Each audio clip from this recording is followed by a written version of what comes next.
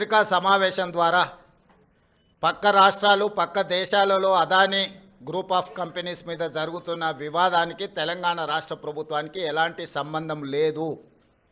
అదేవిధంగా ఒక గొప్ప ఉద్దేశంతో లక్షలాది తెలంగాణ నిరుద్యోగ యువకులకు సాంకేతిక నైపుణ్యాన్ని నేర్పించడం ద్వారా ప్రపంచంతో పోటీ పడాలన్న ఆలోచనతోని యంగ్ ఇండియా స్కిల్స్ యూనివర్సిటీని ప్రారంభించినము. ఒక సదుద్దేశంతో ఒక గొప్ప ఆలోచనతో ప్రారంభించిన యూనివర్సిటీ వివాదాలకు లోను కావడం నా మంత్రివర్గ సహచరులకు నాకు తెలంగాణ రాష్ట్ర ప్రభుత్వానికి ఇష్టం లేదు. అందుకే తెలంగాణ రాష్ట్ర ప్రభుత్వము అదానీ సంస్థ నుంచి 100 కోట్ల రూపాయలను స్వీకరించకూడదు అని నిర్ణయం తీసుకున్నది. ఈ విషయాన్ని మీడియా మిత్రుల ద్వారా సమాజానికి మేము చెప్పదలుచుకున్నాము.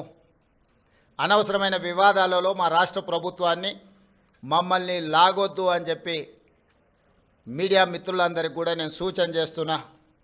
రాజకీయ పార్టీలకు కూడా నేను సలహా ఇవ్వదలుచుకున్నా.